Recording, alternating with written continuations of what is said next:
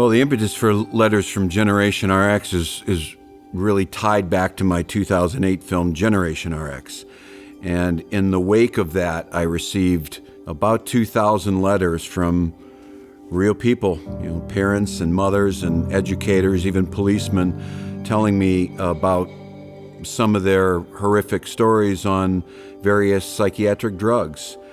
And among many of them, the ones that I remember most, I think, are from teenagers who said things like, I thought I was alone, or I thought I was the only one who was experiencing this, and I was ashamed. And your film taught me that there are people out there fighting for me.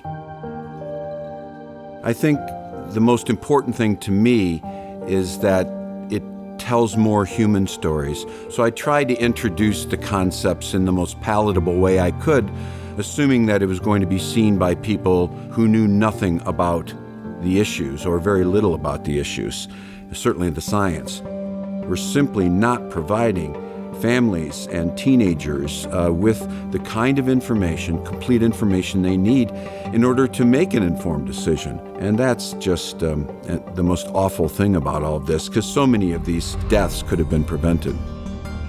And so I think the film represents a very broad view of those stories of people that have really suffered the worst fate that a parent or a family member could suffer.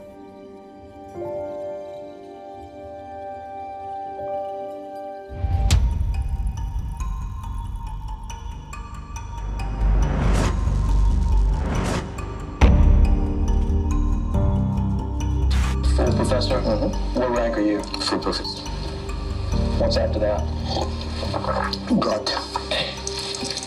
Did you say God? Yeah.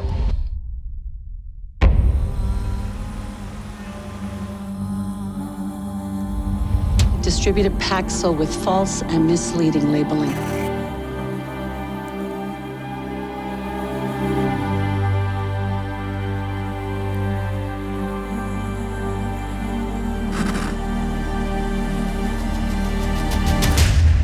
I'm Kevin P. Miller, director of Letters from Generation RX, and you can watch it here on Documentary Showcase.